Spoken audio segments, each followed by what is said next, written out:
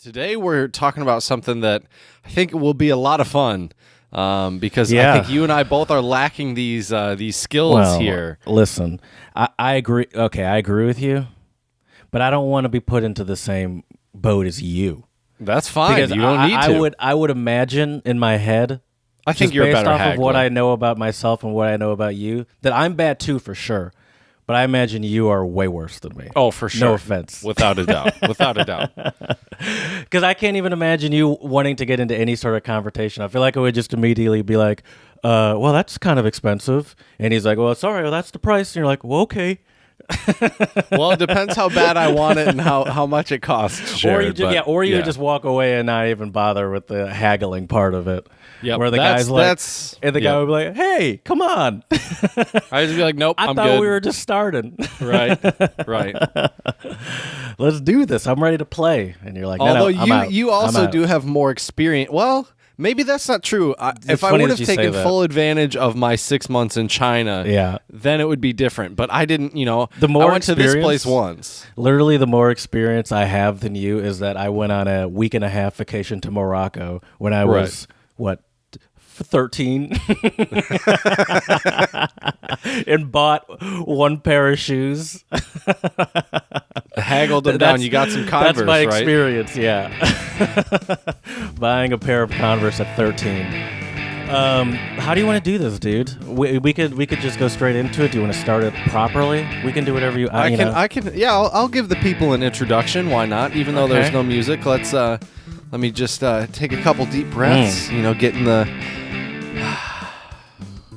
All right, are we ready, Jared? I'm ready. All right. Hello and welcome to the Untranslatable Podcast. We are here today to talk about bargaining, haggling, negotiating, whatever you want to call it. We're going to mention some countries where you can go to brush up or sharpen your haggling skills or develop them, because I think that's the stage where I'm at in this process. And we'll talk about also just some tips and tricks and our own experiences with haggling and negotiating, because this is definitely not something that is incredibly common in the U.S., although there are certain items you can certainly haggle for. There are other countries where it is much more commonplace, and if you are a tourist there, you could be likely to be spending a lot more money than you need to. So stay tuned today, and I got my co-host here with me, my partner in crime, to help me out, figure out how to become a better haggler negotiator and get those great deals, because if you've tuned into our podcast, you know we do love some great deals here, that's for sure. So without further ado, my partner in crime, my co-host, my good buddy Jared. What's going on, Jared? I do love a good deal, but sometimes you got to fight for that deal. It doesn't come easy. You have to work for it a little bit. But I'll say this: the deal feels even better when you earned it. So when you negotiated it down and you got it down to that price that you could tell that person was a little angry with. That's even better feeling than just the deal in itself. Also, some skill, Jared. That does true. Take some skill. Of course. I mean, that's not something we're going to be doing on our first trip over to the bazaar in Morocco, but or second, I guess, for me. But I think what also would be fun is if later on in the episode we could do a little maybe mock negotiation. Ooh, all right. We could, we can mutually. Actually, Jared, I have a piece in China that I bargained for and got an okay deal, actually, according to some of my Chinese friends. And since I lived the experience, I will be the person selling you the jacket, and we'll see. Okay, all right. We'll see what you can do with it. All right, that sounds good. That'll be fun. That'll be fun. I'm looking forward to this. No drops today. Long story, but I don't have my drops today. But I'll say this: what's up, player? You can spread a little love and give us 5-star reviews on. I love that drop so much that I still just have to do it. That you give us 5-star reviews on iTunes and Stitcher. That would be greatly appreciated. And we have social medias. You can find us Untranslatable Podcast, Instagram, Untranslatable1, the number 1 on Twitter. But we're here with the raw, uncut podcasting without all of the. All of the glitter that we put on top of it to make us sound more interesting. And miraculously, I somehow got back to the silk market in Beijing. Is that what it looks like? Finagling. This is the outside, my man. Interesting. See, Are those like those are banners or something? The China silk and exquisite jewelry. Yeah, they didn't actually have those banners up when I was there. Okay, okay. But I assume they could have put these up maybe around Chinese New Year, maybe. Yeah, or some sort of shopping holiday. Yeah, yeah, exactly. But it's just sort of like a standard 4-story mall or something. I think it's 6 or 7 stories actually. Okay, because we don't see the top here. There's still more past what you can see. So what are the stores? So you say it just looks like a normal mall in there essentially. So does it have like if you want to buy like some fake Jordans, does it have like a knockoff Jordan logo on like the outside of the building, like you would have like a Jordan logo on a proper mall? So the way it works is the building is broken up into different floors. Okay. So like one floor will be your exquisite jewelry, one floor will be your China silk, another floor will be your fake shoes. I'll tell you what though, dude, there were some really cool shoes that were like Chinese brands that I had never heard of, but they looked fly as hell. They were pretty sweet. But you didn't entertain them. I didn't know because I brought a backpack with me that weekend. I gotcha. You know, I don't know. I'd have to tie them on my backpack, and that's cool. Know. I just remember doing that as a kid. Yep, I do. Like your I rollerblades too. Oh yeah. So they have different floors in the silk market in Beijing, but it's all the art of the haggle.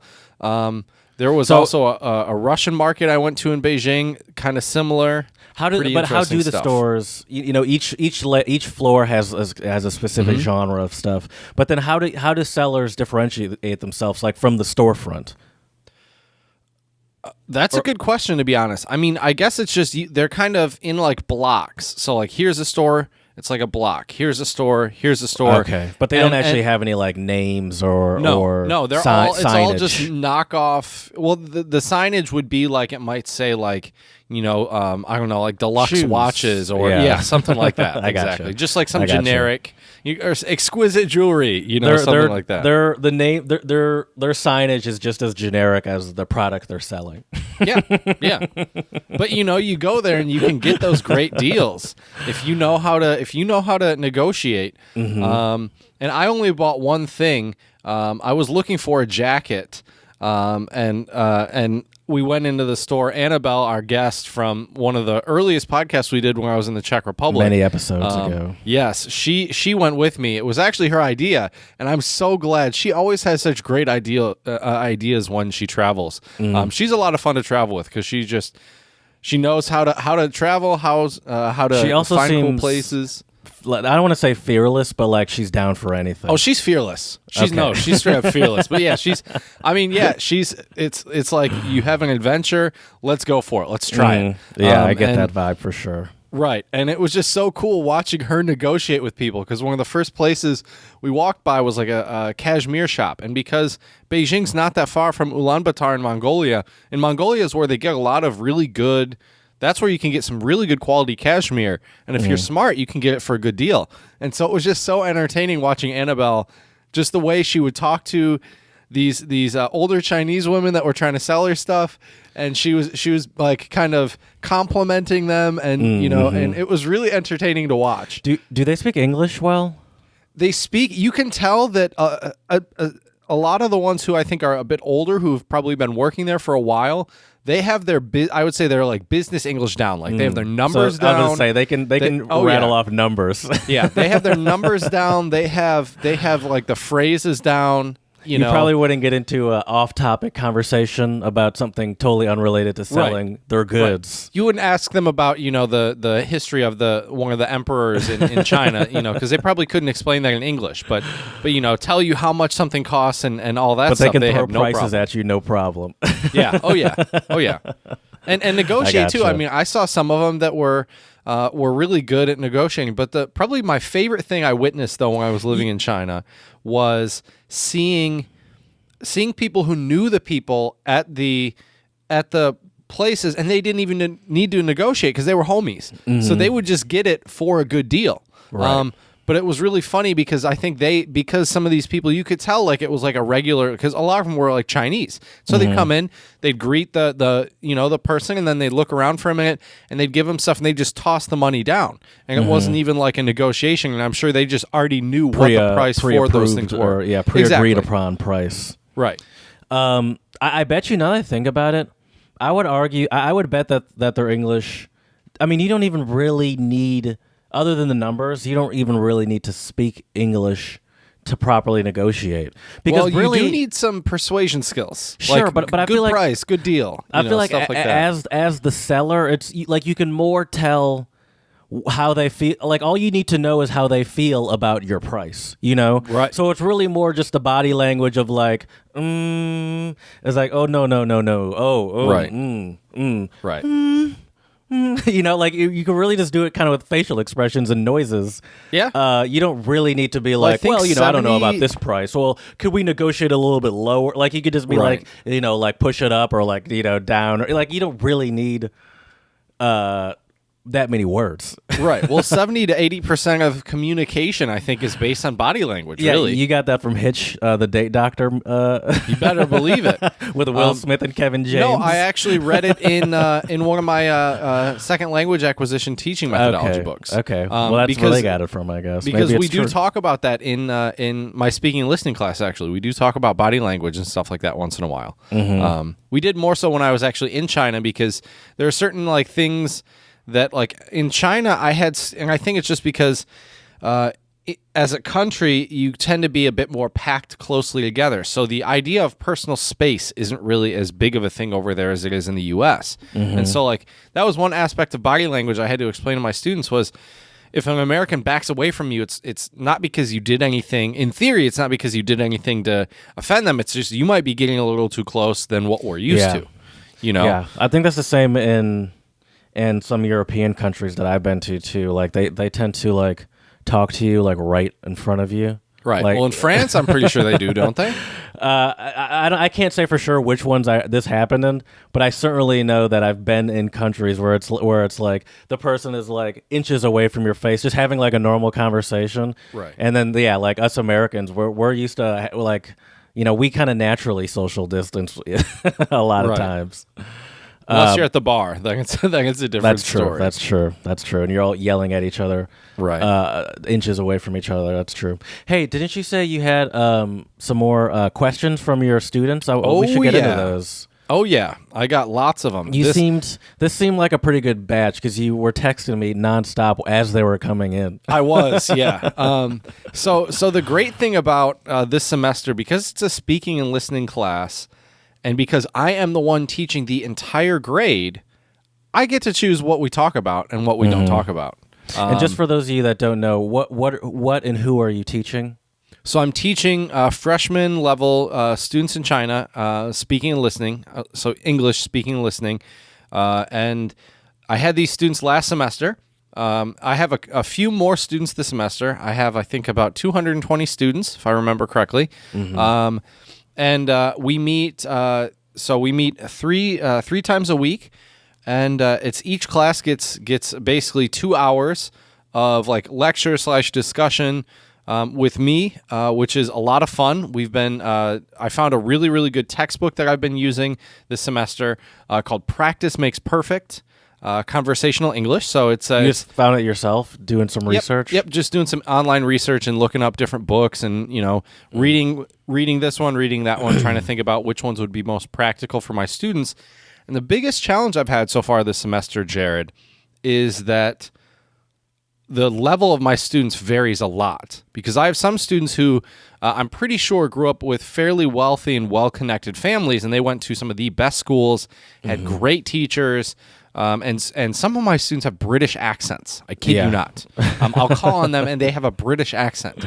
And I've had a few students ask me, how can I improve my British accent? And I'm like, you're literally asking the perfectly wrong person. I still gave them some tips, but still. When I lived in Germany, I remember there were a couple people, like this is when I first got there, where it was like months and months for me to realize that they weren't British, and that that someone was like, "I'm from Norway. What are you talking about?" And I'm like, Right. "What? Like, I'm from Norway," or whatever.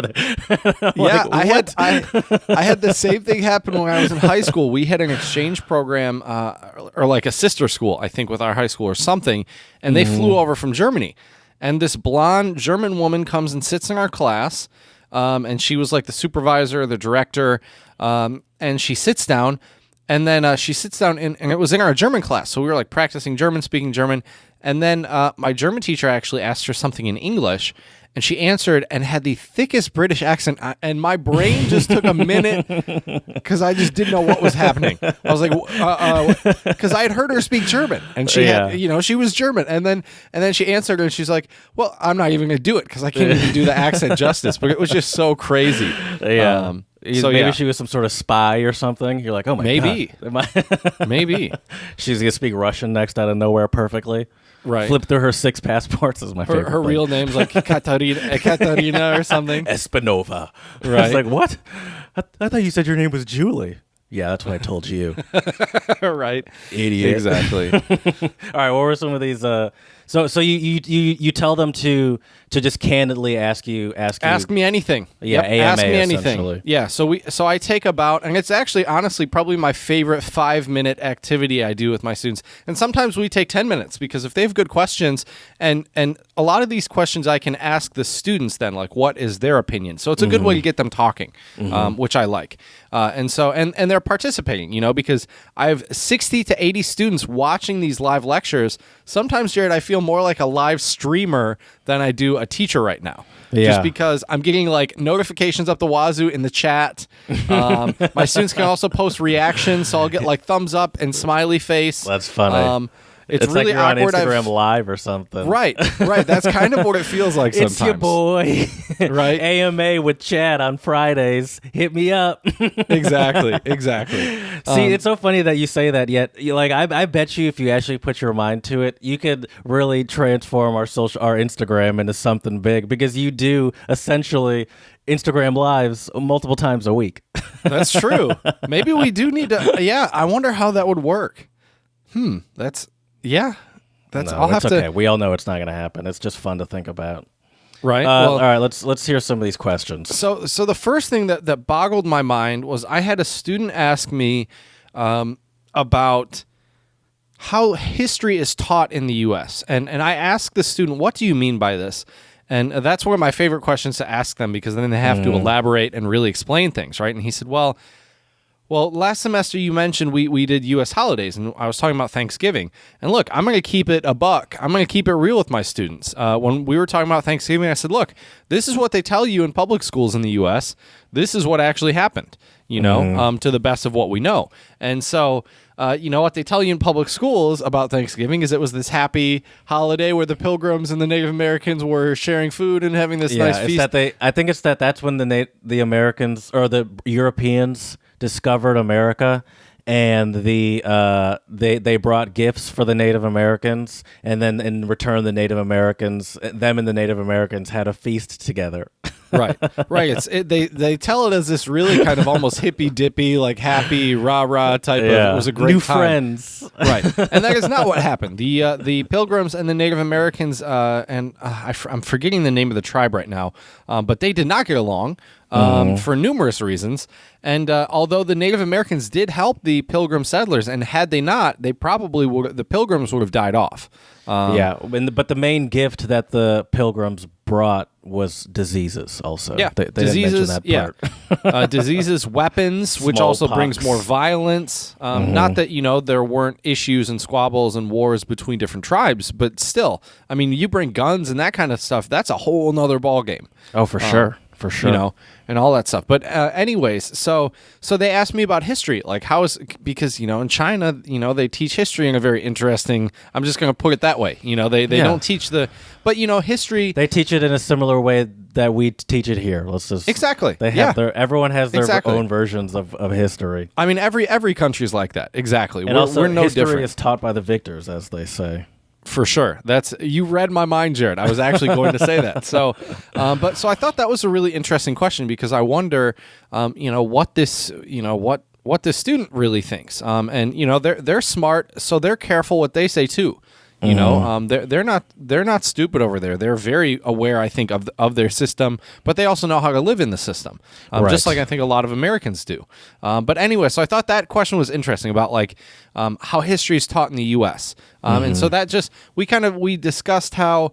Did you ask them how history is taught? Ask them how is history taught in China? No, I just asked them. That could be even more I did of a not tricky ask question. them that. I did not, but I changed the question. I asked them in history classes in China, is it expected that you do a lot of reading and take tests, or is it more papers? And they said it was more tests and dates, and that didn't surprise me because I think that's a more quote-unquote traditional method of history teaching. That's kind of us too, though.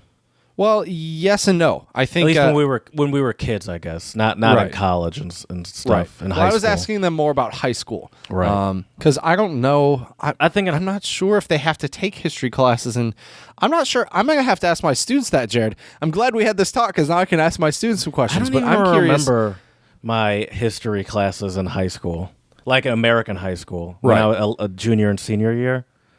I don't remember my history teacher. Oh, I do. We had a U.S. history class. I do. Okay. And we took test and wrote papers, but now I'm wondering what he taught us. Probably nothing useful. And actually, he was a black guy too, but still, he was just teaching the curriculum he was told to teach. That's how teaching works, Jared. That's for sure. Some other questions though from my students. Had some more questions about music recommendations, and I also had 3 more students ask me, when are you going to play guitar for the class? So that's going to happen at some point. Not sure where I'm going to play yet. I was about to say, because we know how careful you are with choosing media.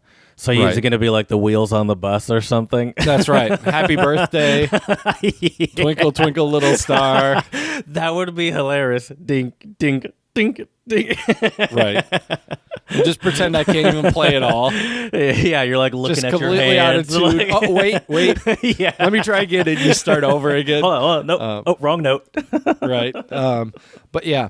And then a student of mine asked me some questions about the Grammys, and I was like, honestly, I have no idea. I didn't even watch the Grammys. Yeah, I don't care about the Grammys. But one of my students, they were like, I was so sad because my favorite K-pop band didn't win in the Grammys, and I was like, were they nominated? And I guess they were. I guess. Is it BTS? It was. Mm-hmm. Yeah, BTS. They're K-pop legends. Yep. I wonder, dude, is K-pop basically like a newer form of 90s boy bands just in Korea? That's what it seems like. It's just pretty boy bands essentially.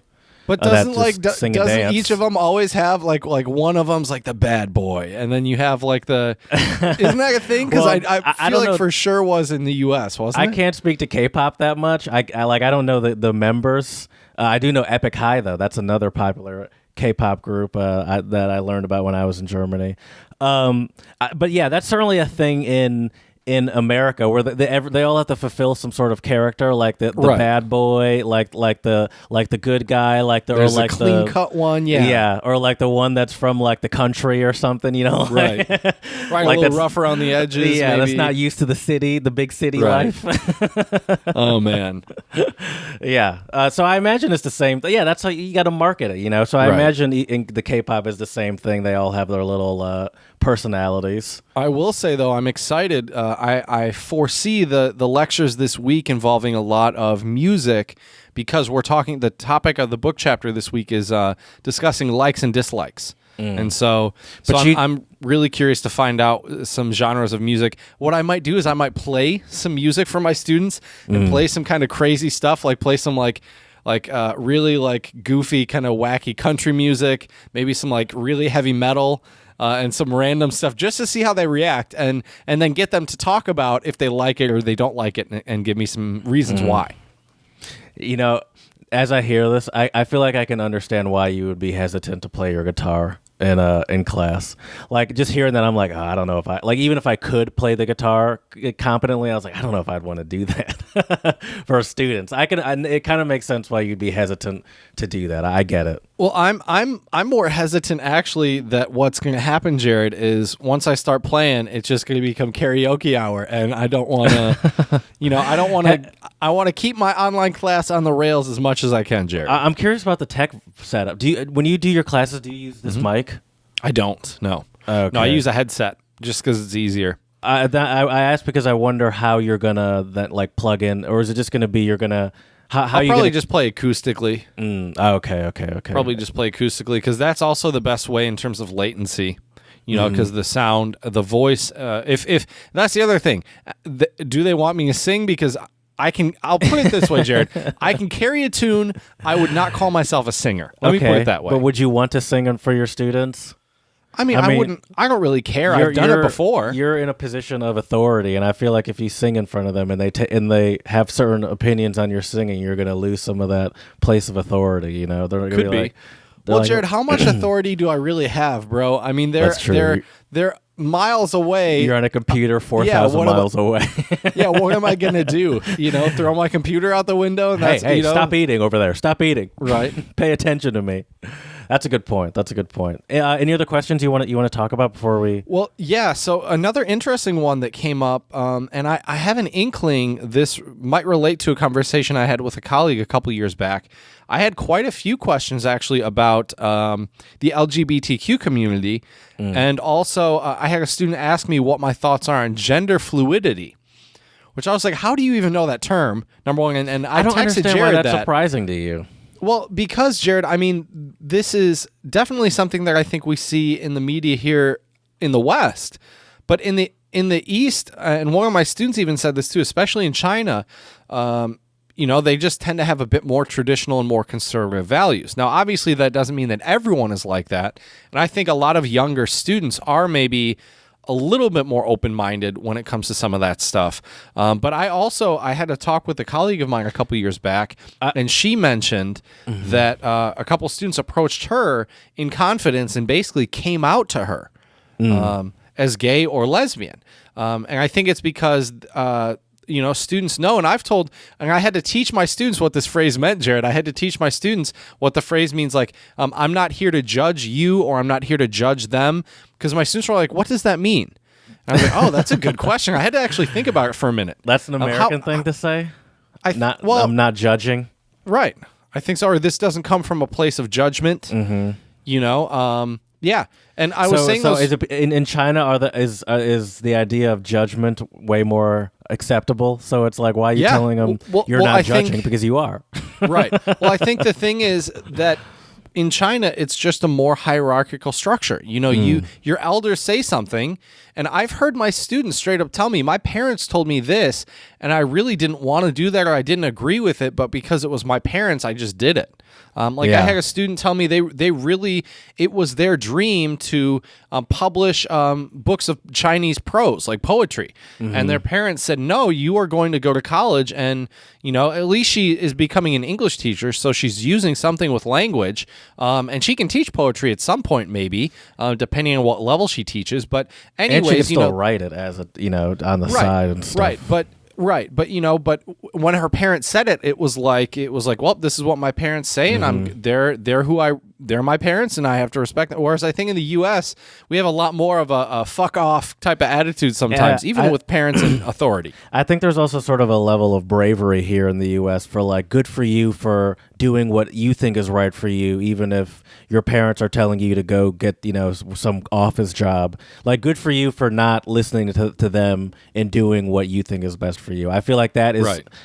That is sort of more looked upon as like fondly here in the U.S. Here, for sure. Like you doing your own thing. Right. And another big difference with and having these conversations with my students, this is another pattern that I see come up time and time again. Students always mention how important harmony is in China. What they mean by that basically is... Exactly. What they mean by that is also related, I think, to the way they view relationships in China. So relationships in China are very different, I think, than relationships that we have in the U.S. with people. Because in China, it's a lot about saving face, keeping face, all that stuff. So basically, your reputation within a larger group of people and how people perceive you. There are things you can do or say to someone that will damage their reputation. And in the U.S., by you basically telling your parents, I'm going to do what I want, that's kind of a no-no over there. That could be very damaging to, to the family, to those relationships. And now the parents' friends are looking at them weird, like, is this how... Exactly. You have no control over your kids, I see. Right. Yeah. I get that. It's interesting. But yeah, we'll have to talk more about some of these interesting questions though at some point. But I just thought it was interesting that students felt comfortable enough with me to ask me about these questions because I tell them ask me anything, and I do really mean it. Like I would draw the line to some extent, but if they just want like the opinion of, and I also try to take the opinion of like what most quote unquote common Americans whatever that means. I don't even really know what that means, Jared, but I try to, when students ask me questions about like the LGBTQ community, I say, look, I have no problems with it. I have a lot of friends who are gay or lesbian. I have no problem with it. I have no problem with gay marriage. I have no problem. Hold on a second. Yes? Yeah. I'll be done in like 30 minutes though, or so. Or who knows? We'll see. Anyways,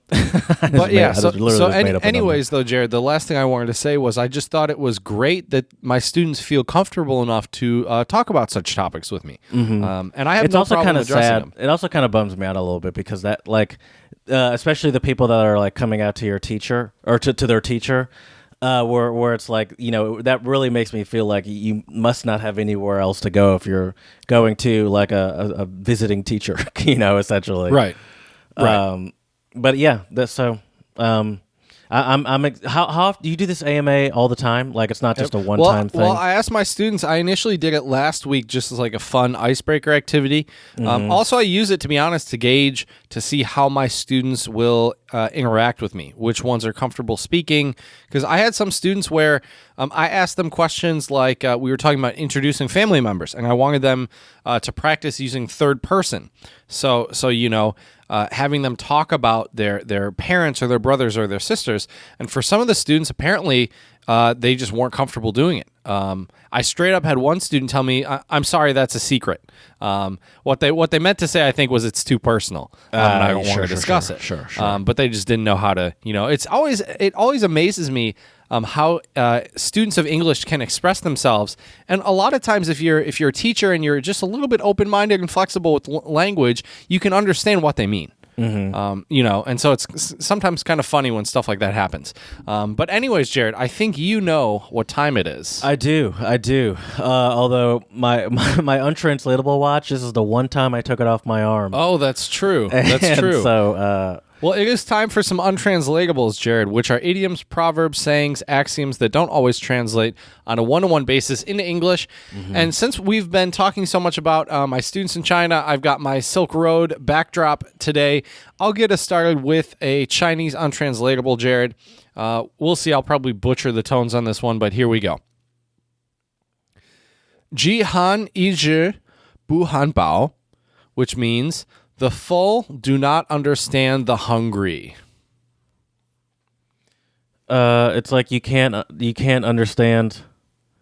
Essentially, like you can't understand the plight of other people. Like you can't compare your plight to someone else's plight. Yes, but there's more of a.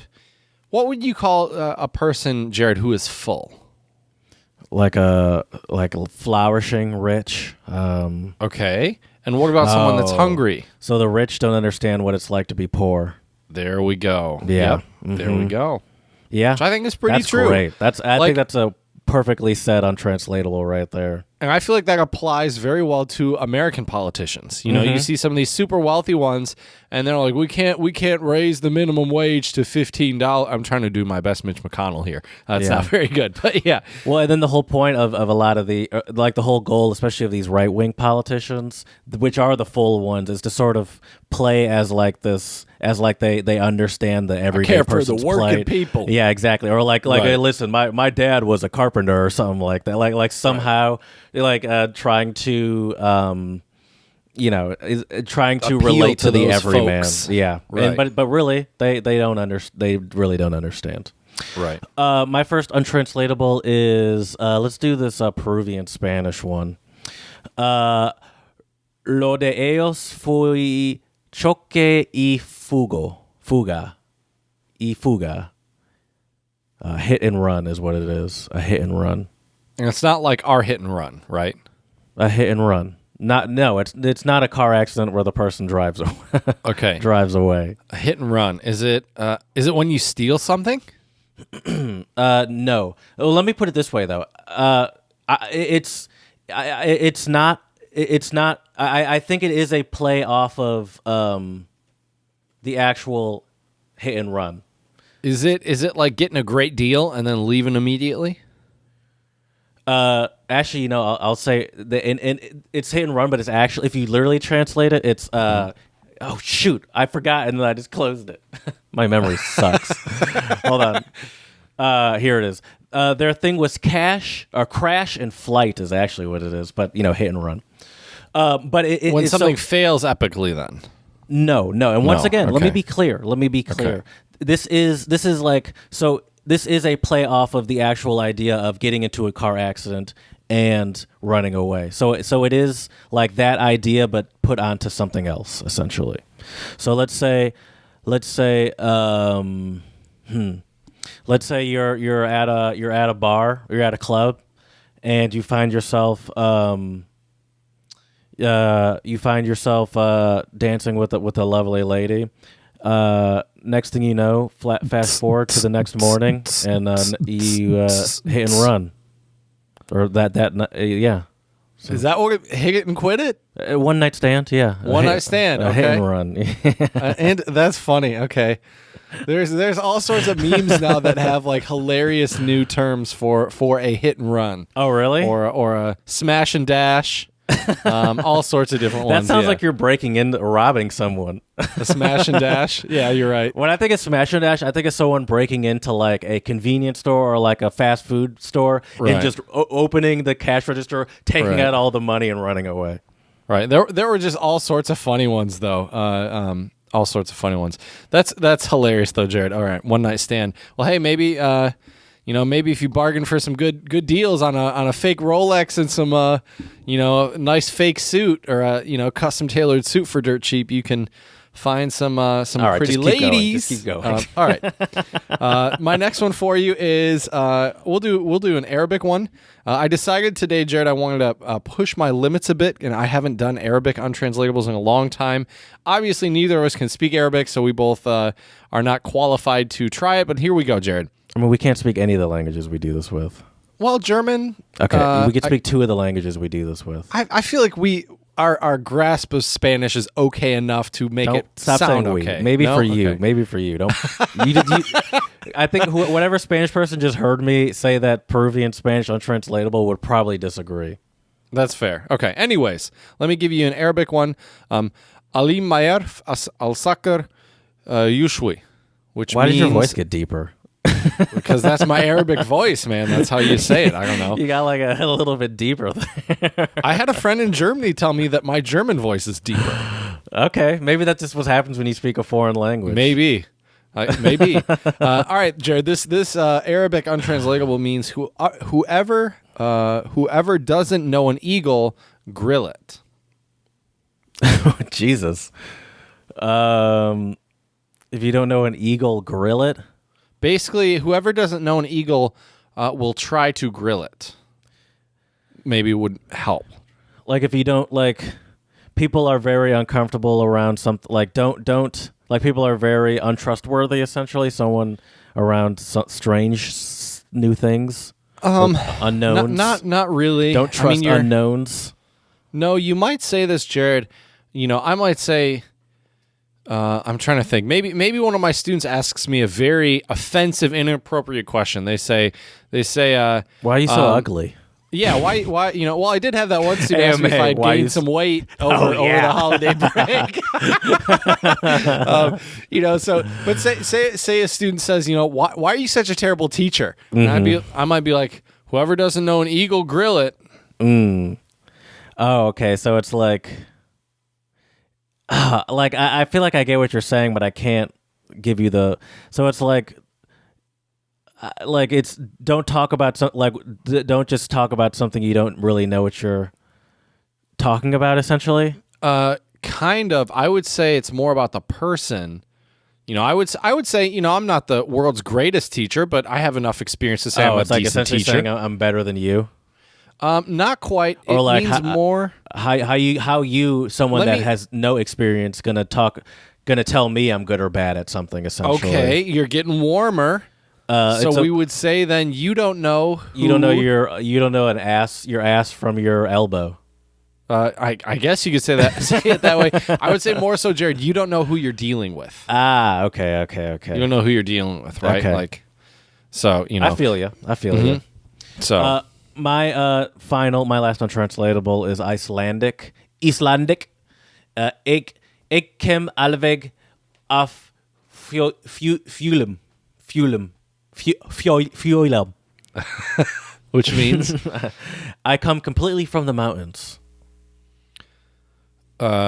is this like if you're like naive or clueless? You just have no idea. It is, and my phone is in front of me, but obviously I don't have drops. I literally was reaching for the ham horn. I was The like, ham horn, nice. that was ham horn worthy, though. Yeah, I have no idea what you're talking about or what's going on. I like that. Well, Jared, my last untranslatable for us today also has to do with mountains. It is Arabic.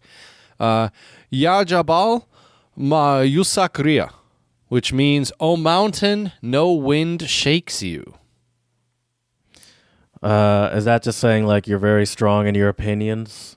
And No, I could see you maybe using this phrase with me if we were at a market trying to haggle with somebody. can you give me the literal one more time? "O mountain, no wind shakes you." Let me give you more context, Jared. So I'm I think I got haggling. it. I think I got Okay, it. Would okay. I be telling that to you? There's like, don't let this guy break you down, or essentially, I'm like, stay strong. Don't give in. Keep going. There we go. There we Yes. go. Exactly. Yeah, it's words of encouragement. Words yeah. of encouragement. Telling someone they're strong and encouraging them to not let a small problem bother them. I could totally see that, like me behind you in your Yep. ear. No, keep going. Yep, Don't let him back you down. You don't have to pay that Exactly. much. Exactly. Stay So, Jared, strong. so let's talk about haggling and negotiating. But first, I think it'd be fun to mention some countries where haggling and bartering is a more common practice, because I think it's safe to say in the U.S. you see this maybe at like a garage sale or a yard sale, buying a used car, or maybe potentially buying houses as negotiating. See, And used stuff in the U.S. maybe. I wrote houses down too for America, but I'm actually now going to push back on that. Now that I think about it, because you're not really negotiating. It's Right. more just you telling them this is how much I'm willing to pay, and then they say yes or no. Now, I guess you Right. could theoretically go back and forth, but it's not really It's not like Right. It's not expected to be like a constant back and It's forth. not like a haggle. in Right, the where it's like, US, I'll pay right. this much. No, all right, I'll pay this much. No, because by like the second or third time you do that, there's gonna be like, no, we're not gonna buy. Right. Like, That would be hilarious to see. That would be a good comedy skit. one other one that I feel like I learned later in life than I should have by living with Don actually is that also you can haggle on electronics sometimes, like TVs. I've seen people haggle on TVs here, like ABC Really? Warehouse is sort Okay. of a popular big box store to buy stuff from, and I did see Don haggle and get a deal on a TV there. But That's impressive. I don't know if I don't know if it's common or expected like it is in some of these countries you're going to name, just for like Right. everything essentially. Right. So, okay, first one on my list. I mean, I have to do it because it's where I got some experience, a baby amount of experience on haggling and negotiating. China. In China, Jared, guess how much you can, in theory, negotiate up to? Or I guess down to. I would say probably more than half. Yes, you can, if you negotiate properly, depending on where you are in China, and the there's a lot of factors that go into it, but you can negotiate, Jared, up to about 80 to 90% in China. You know how I guessed more than half? Because this shows you how much of a bad negotiator I am. Because I had learned in my tiny experience negotiating that just right off the bat, start by halving whatever they say the price is. But clearly, in China, that's nowhere close to enough. Right. start. Like Well, you need it to start really way lower than depends- that. Right. Well, and it also really depends where you are. You should kind of have an idea of how much you're willing to pay. But yeah, so for example, in China, Jared. I wonder if it's automatically harder for someone like you or I that's clearly not from there. Well, that's what I was just going to mention, Jared. Oh. Funny you say that because Okay. in China there is what some people call the foreigner price. Yeah, I've or also like a heard the foreigner white tax. people price. Yeah. I've heard also the black Western people tax, price as yeah. well. Right. And so, and I remember I had a couple friends who had lived in China for quite some time, and they had told me, like, go with either a Chinese person or someone who speaks fluent Mandarin because you will already be at a clear disadvantage. Because you can also, if you can speak their native language, you can kind of just negotiate more with them. There's more Right. you can talk There's about. more- you know? It's the negotiation becomes more than just the numbers. As we Right. said before when we were talking about Annabelle, it's not just about the numbers. Like it's about she was complimenting them. She was striking up conversation unrelated to the products. Like it's a whole sort of process. It's not just the straight up numbers. Exactly. So yeah, so China, you can really negotiate pretty well. But my recommendation for sure, bring a friend who is either from there or speaks the language fluently. That will help you out a lot. We'll talk more about negotiations in China later when we'll have Jared try to barter for my jacket. Next country up on the list, Jared, India. How much do you think you can negotiate up to in India? I got to say it's probably about the same as China. Here, according to Good Housekeeping, Or is it even more?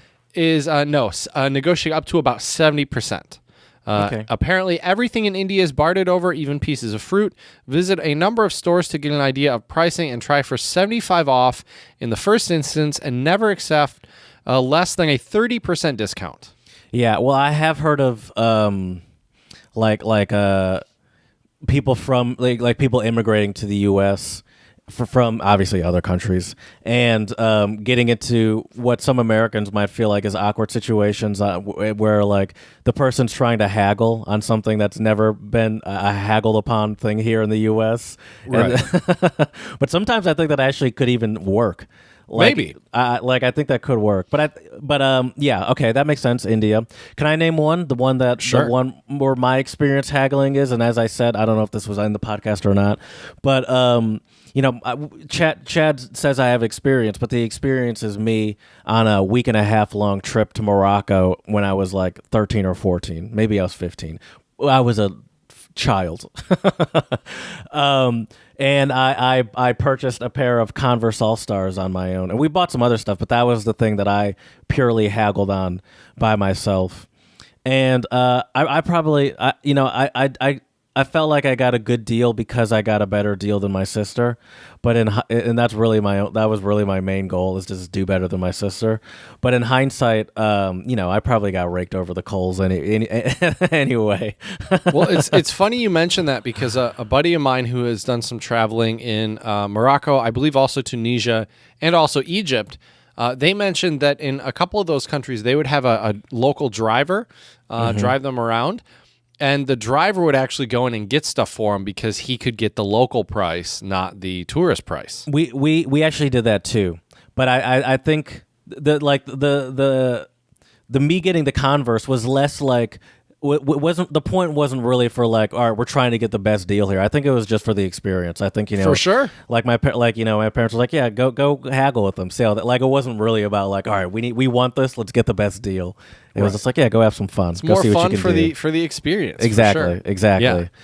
Yeah. But I think when I think of I think when you were thinking of going to the silk market before you went there and you were just picturing it in your head, I feel like you were picturing what I experienced in Morocco. I believe it was in Marrakesh is where I was at. Okay.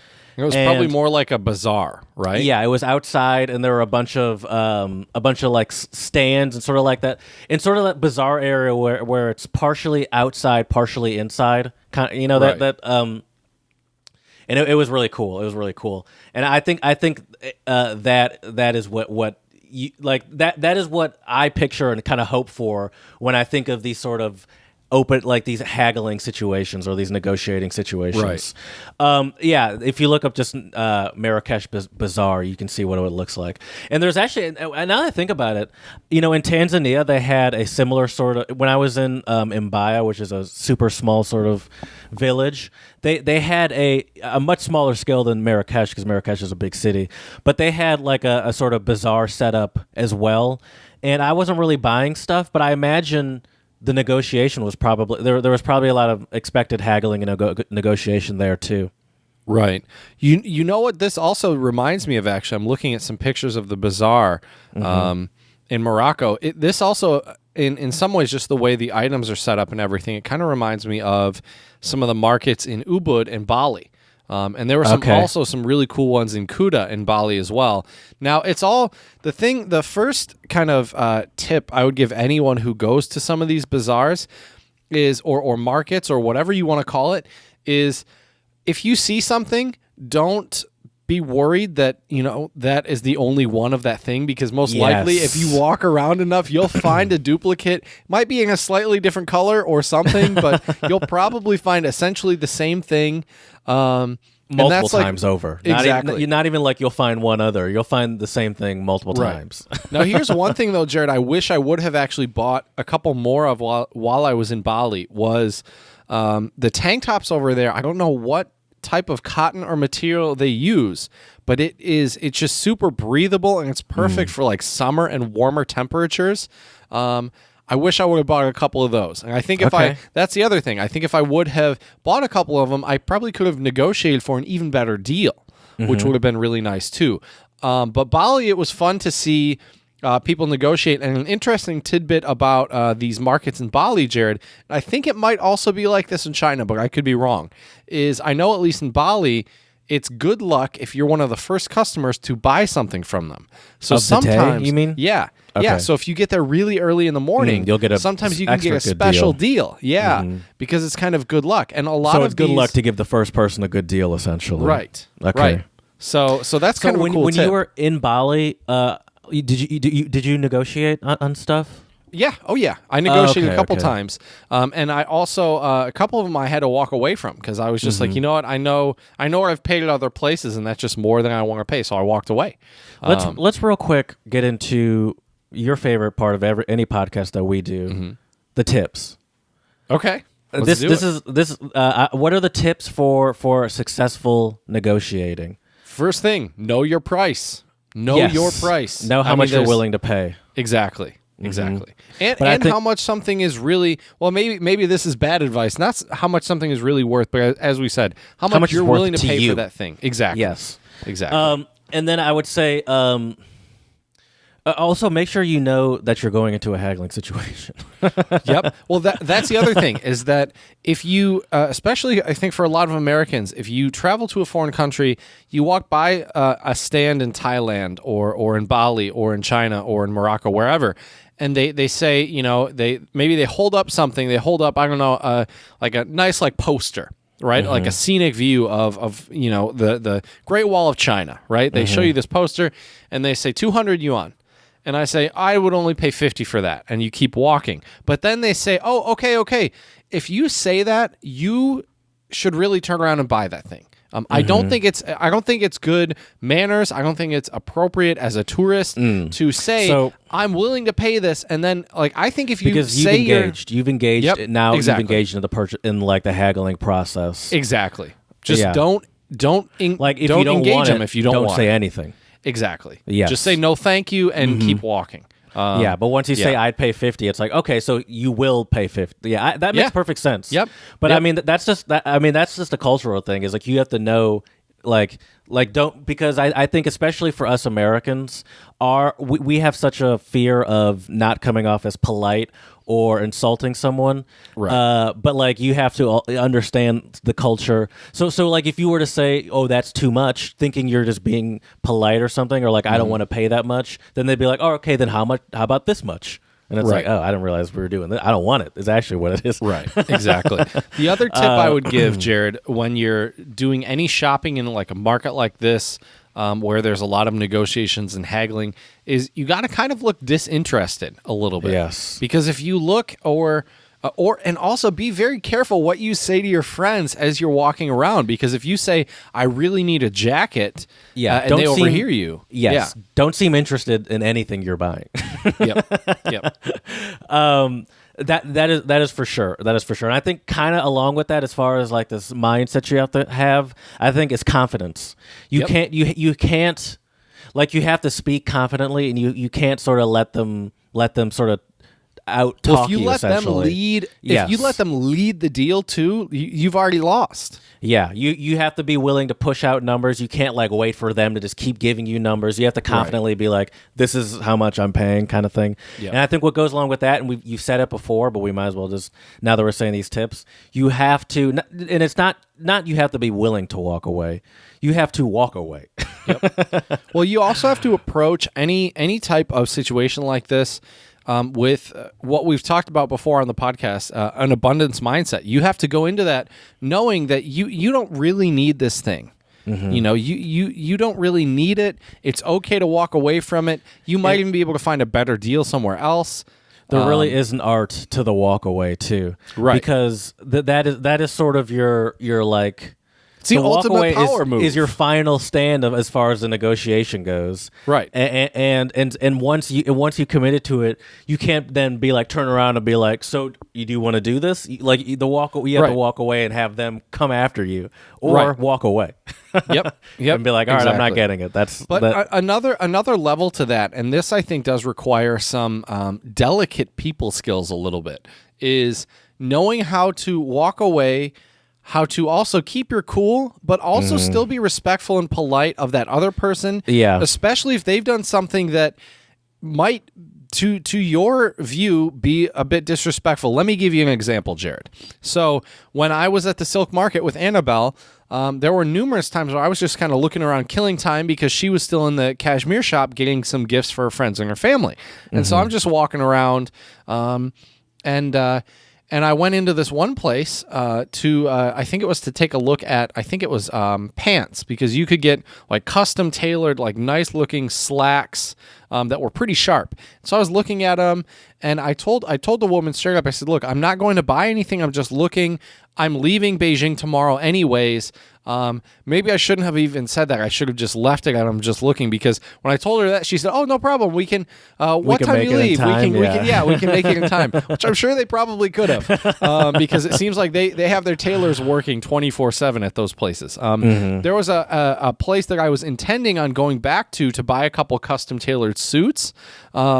And sadly, I just never had the time to get back and get it done while I was over there. But the funny thing was I had told that woman, and she was way nicer. And because she was way nicer and more polite, I was also much more willing to potentially buy from her. Whereas the other woman, she was kind of rude and disrespectful. I don't know if it was a language barrier.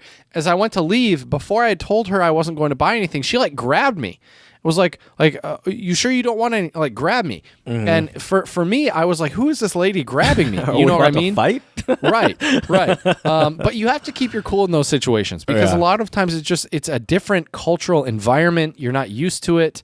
And there's also kind of this weird feeling in the air, Jared, when you're in these places. There's like just this where you see other people haggling. Yeah. It's you know what it reminds me of? It's electric. It reminds me of like the movie images of the stock market back in the day, where like the trading floor, where they're all like in New York, right, on that trading floor, like buy, sell. Like it's just chaos everywhere. It's just that sort of, as you say, electric is the perfect word. That sort of like there's a lot going on here, sort of vibe, and it's like this is there's an energy to it. Yeah, there's a whole type of vibe at a lot of these markets. But I think it's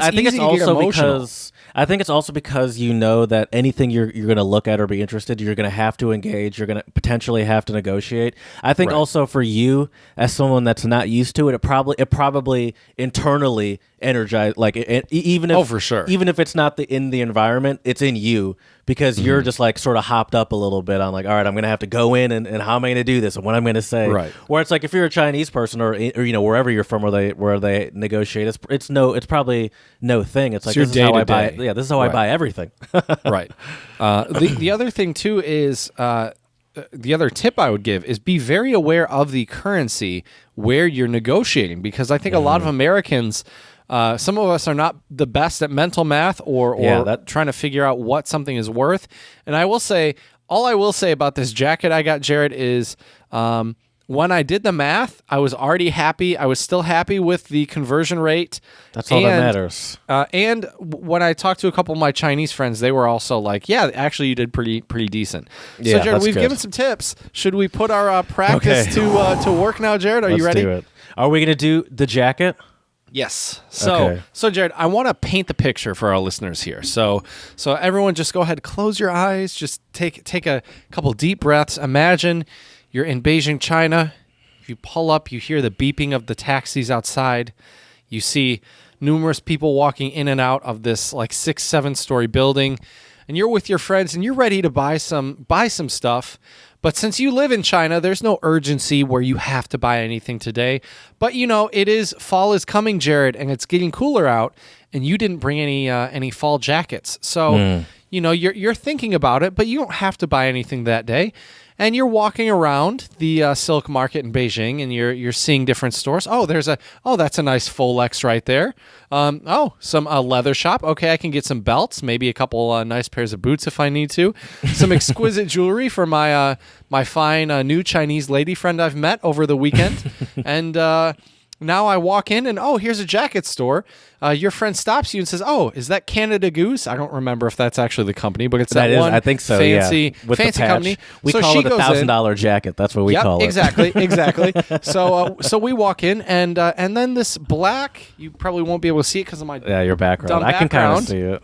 But this black North Face, Jared, catches your eye. Mm-hmm. And the saleswoman sees the jacket. I guess I'll have to describe it to you since you can't see it. Does the sales? She said it was a woman. Does she sees you see the jacket? Well, first she is helping out your friend. At this point, it was Annabelle. I gotcha. But she was helping her out with the Canada Goose jacket. But sees you looking around the store and sees you looking at the North Face area. Now, I will be straight up with you, Jared. I could care less about, it seems like they make nice stuff, but I'm not one of those people where it's like, I have to. This was a knockoff North Face is the first ever North Face I have ever had, just to put it into perspective. But I see the jacket, and it's just a plain black jacket, waterproof. Got two zippers on the side, another zipper up at the sort chest. of your standard North Face jacket, I would say. Right, and the hood can zip on and off, actually. Would you say Michigan? Michigan is North Face is big in Michigan, isn't it? It's huge. I know so many people here who have bought them, and I think they look nice, but I just never got them because they're a little expensive. We don't do Patagonia here in Michigan. We are fully Team North Face in Michigan. I've never had a North Face either, by the way. Right, but yeah. So you see this jacket, Jared, and you go in and hold up. Let me grab my phone so I can get I want to tell you and our listeners the conversion rate just so they know, and we will be negotiating, Jared, in yuan because that's what they pay over there. That's how much it costs. So that's fair. That's right. We got to be legitimate here. So just for our listeners out there, $1 is approximately 6.5 Chinese yuan. Okay. So I have my calculator in front of me, Jared. Are you ready to do some negotiating for this jacket? Let's do it. That you may or may want. So how did it start? Did you initiated or she initiated? So the way it started was I was at the store. She was helping Annabelle out with a couple jackets. She saw me looking, and she actually pulled down the jacket. So she pulled down the black. Actually, she pulled down one jacket. Actually, it was a navy blue one with silver, but it was the wrong size. It was definitely too small for my chubby American ass. So anyway, just a quadruple XL for it to fit your medium American body. Exactly. So just again for you and the listeners out there, so $1 is 6.5 yuan. She first comes up and offers me the jacket for 1,200 yuan, which comes out, Jared, I will give you the conversion rate because I'll keep it a buck with you since I'm not this, this isn't my livelihood here, Jared. So that comes out to 184 US dollars and 36 cents. I feel like you could get a real one for cheaper than that. Actually, I don't. Let me look. I don't know what. Well, so here's the thing: is the lady actually tried to convince me by saying, "Do you know how much a real one of these costs?" And I think she told me, "I'm from North Face country, woman. We here in Michigan, that's all they wear. They're obsessed." She with it. told me. I remember the figure, Jared. She told me, if I were to buy this new in the U.S., it would cost me 2,000 yuan, which is $307. I can't imagine that that's true. I don't know. Here, let's see. There's no way I could. Are North Face jackets that much? Let's see. I know it's a pricey company, but I would hold never. up. What is this? There's okay. Well, I will say this. I'm looking at a snow suit, $1,000. Yeah, but that's a full. That's a full on suit. That looks like you just have like a fall jacket. Yeah, I'm looking here. Hold up. I'm looking at jackets right now. Let's see here. I think it'd be like somewhat insulated. Okay. Yeah, it's probably going to be like $200 bucks. $250 it looks probably. like. 200 for the heavy. Okay, the one that I see that's kind of similar to this one I think is about $200. Yeah, okay. 250. So 250. She was definitely embellishing a little bit. Let's put it that way. Right. Okay. So anyways, our starting price, Jared, is 1,200. Or 1,200. Yeah, 1,200. Okay. Renminbi, yuan. Mm-hmm. What's your counter? And 1,200 you said is 200 is how much? 184. 184. Okay. I'll start at I don't know, 1,200. That seems a little pricey. I give you a good price. I understand. I'm actually not even really, looking for a jacket. I'm just here for my friend and just happen to see this jacket. I would say this jacket will fit you perfect. It has a nice color. I'd be willing to pay 500 for it. 500? Mm-hmm. That's a little low. What about 650? Listen, I didn't even want this jacket. You're okay. 600. I give you a good deal. I can't go lower. 600. I'm gonna listen. I do like the jacket. Sure, I'll admit it.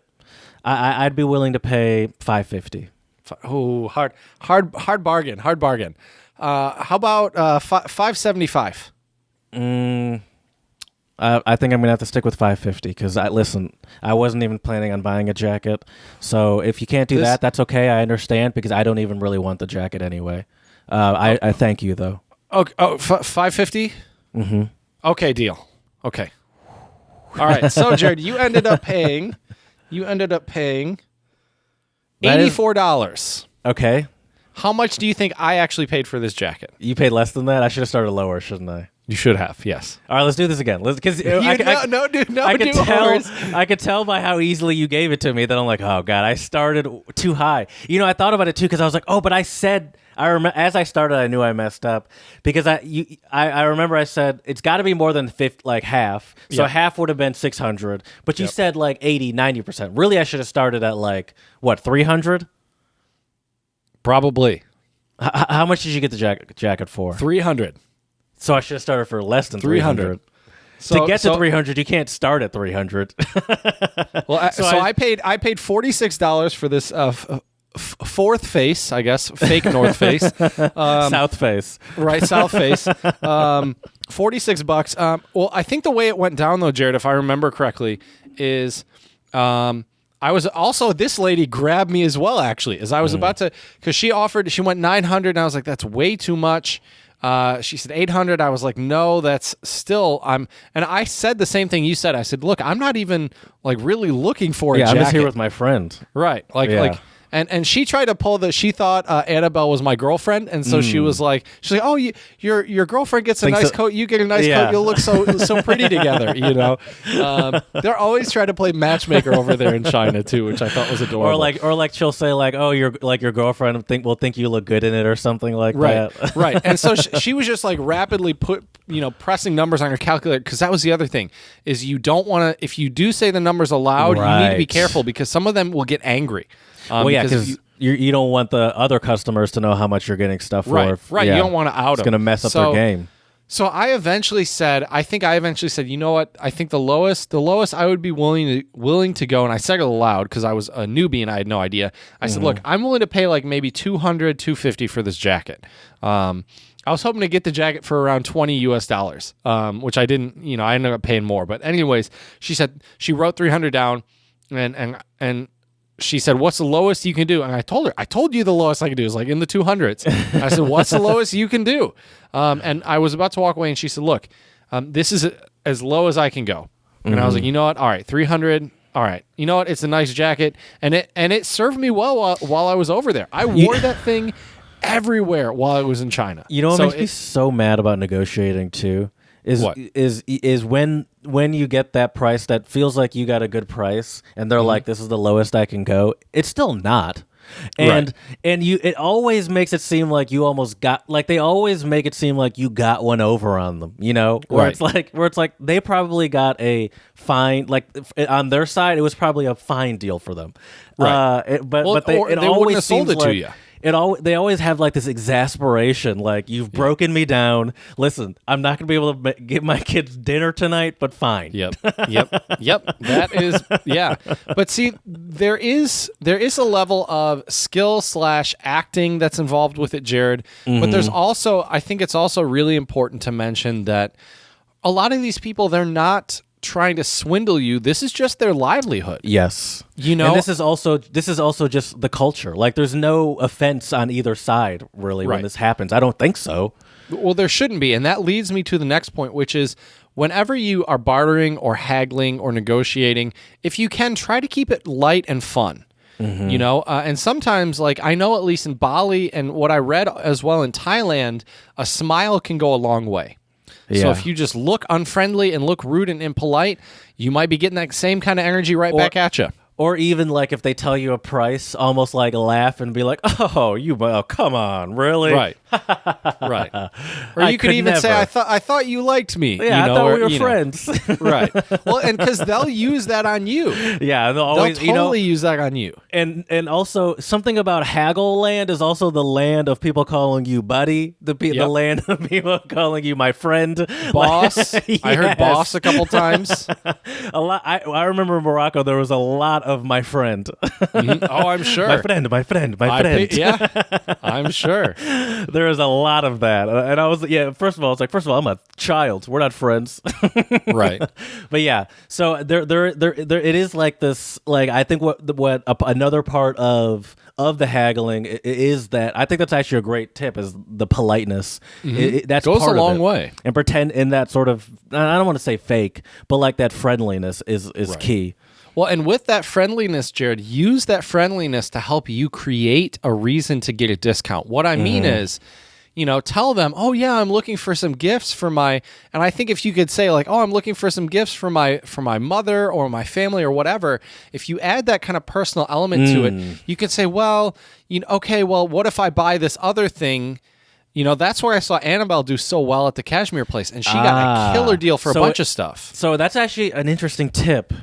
It's not just getting, like, on how to get the price down, but it's also maybe part of the negotiation is like, well, how about we throw in this, and then the price could be a little bit higher but still lower, you know, like, you know, so that's an interesting Bundle tip. it up. Yeah. Yeah, so don't so it's easier to negotiate if you're buying more than one thing. Right. Right, and I saw some friends of mine in Beijing do this too when they would go to some other markets and stuff. Which kind of makes sense. I mean, it's kind of like the same thing as Costco. Costco's cheaper because you're buying in bulk or whatever. You know, like if you're buying more than one thing, then the more you buy, the lower the price gets per unit. Right. And the other nice thing is too is if you actually live in one of these countries, not like visit, but if you live there, get some contacts. You know, I had some friends I had a friend where we could get some of the best tea for dirt cheap because they knew the guy who worked at that. And it was so funny because we would only go in during certain days because we knew that guy would be in there, and he'd always serve us a bunch of different types of tea, and it was always a great time. So is there a lot of that, like having a guy? Like there's a lot of people that just have their people.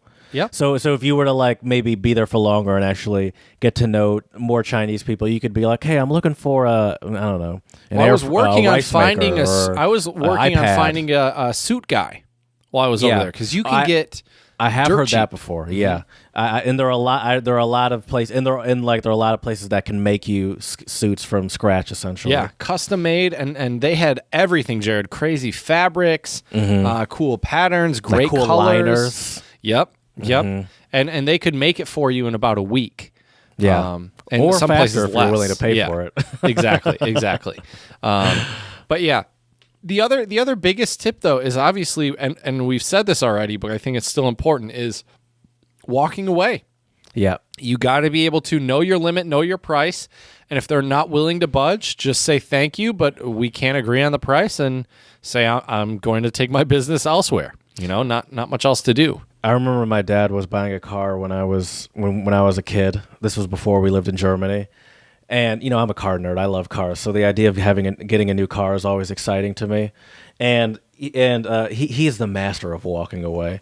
And I remember, like, he would bring me with me, and I would get so sad on multiple occasions. Like, oh, come on. I was like, why do you keep leaving? And he's like, you got to do it. He's like, this is what you got to do. You can't just take whatever number they throw at you. And then he ended up getting what he wanted. So I guess it worked. But yeah, I would say the walk away, that's got to be like that's the final step. And that, I think that's the final point where either the person will give in and give you the price that you want, or you just keep walking. Right. Exactly. And the other thing too is, and we've mentioned this with the whole, smile when you can be polite, but just don't take everything so seriously. Like I just know if I would have taken it, seriously or personally, when like those, like some of those ladies in China were pretty aggressive to put it, frankly, especially because as a foreigner, you can get the feeling that you're getting ripped off sometimes, and it's like it's hard to it's hard to know, am I getting ripped off or is this a good deal? But you can't really take that personally because it has nothing to do with you. Right. And these people at the end of the day are just trying to make a livelihood just like everybody else. Yeah, and it's not their fault that you suck at negotiating. Right. Exactly. Like, this is how everyone else does it, and they get better deals than you. You're the problem, not me. Exactly. This is how we do it. For sure. And you're terrible at it. Also know what you're comfortable with, know what terms and conditions you expect with whatever you're getting. Know what the item will cost, obviously, at least, or what you're willing to pay. Sure. Yeah. All right. Now we're repeating ourselves. I can't play you out with my theme song, but I think that was some good. I think those were good. Those were good. That was a good haggle talk. Yeah. I think we've covered it. And yeah. And at the end of the day as well, try to be respectful. And I guess we can end on that note. But this was fun. It was fun to do a little bit of haggling with you, Jared. Yeah. And that like a lot of the language they use is like, oh, good deal, special deal for you, good deal. And it's always. You know what added to the difficulty? I think I would have done a lot better if it was in U.S. dollars. I think my initial difference. My initial price that I threw out, like, I knew I messed up a second after. But I was like, oh, shoot, I did that math wrong, and I should have gone down even further. Right. And so it was just, I already knew that I was starting from a bad place. But that does add to the difficulties. You're doing right. You got to make sure, you start at the right spot. 6.5 divided by exactly divided by 300. I can't quickly do in my head. I'm going to be honest. Right. Exactly. So anyways, let us know what your thoughts are on haggling and negotiating. And if you have any tips of your own, please send us a quick email at untranslatablepodcast@gmail.com. You can slide into those DMs on Twitter, untranslatable1, the number 1. Check us out on Instagram, Untranslatable Podcast. And lastly, please, 5-star reviews on iTunes and Stitcher, and let us know how we can make this podcast better for you. So as we say here at the Untranslatable Podcast, dziękujemy, muchas gracias, shisha, and do svidania. See, that was the second where I let the music swell. There you go. Nice. And then we come back in. It was a beautiful moment there. That was fun. That was a good one. That was a good one. And now I really want to eventually travel to another one of these countries again to do some haggling and see how I'll do. Yeah, me too. I want to do it as a proper adult. I remember when I was haggling. Well, I like when I bought my car. I like, clearly there wasn't. I don't know if I was the problem. I don't know. But so there was the price that they listed it as, and then I was like, I'm willing to pay, like, I don't know, $1,000 less. Mm-hmm. And they're like, yeah, we just can't do that. It's like, we compare the prices, and this car is price competitive. Like, we just can't do that. And I was like, yeah, I know, but I was like, yeah, I don't know. I was like, I was like, I don't really like that price. It doesn't seem right to me. And so at the end of the day, I ended up getting like $200 or $300 off, which is nothing, you know. Right. It's probably like $3 as far as my. You're probably monthly making payment that goes. back in your payments, probably. Yeah. In interest, it probably already makes no difference. But anyway, Right. for some reason, I felt like there's no way I can buy this car for the price that it's listed for, even if I'm paying $200 less. I cannot do it. How did the negotiation go when you were buying the van? They said they couldn't budge at all. Yeah. So there was no negotiation. They said this is the most competitively priced we can do. Yeah. And I didn't walk away because I'll be honest, You wanted it. I wanted. It was stupid though, Jared. I let my emotions get the better of me. I wanted the damn van. See, and, mine wasn't even that I really wanted it. I mean, obviously, I needed a car, and that was the kind of car I knew I was going to get. But it's not like that was like there was a shortage of volts, and that was the one, you know. Right. But I think it was for me. I'm like, I'll say the mileage was good, but I was like, I don't feel like just going from place to place to place to potentially get like $1,000 less for the I think in my head it was more just like, how much am I actually going to get off of it? Like, how much is my time worth? Exactly. Versus, how much less I'll actually get than this car specifically. So it wasn't even that I really wanted it that badly. It was just like, I don't feel like doing it.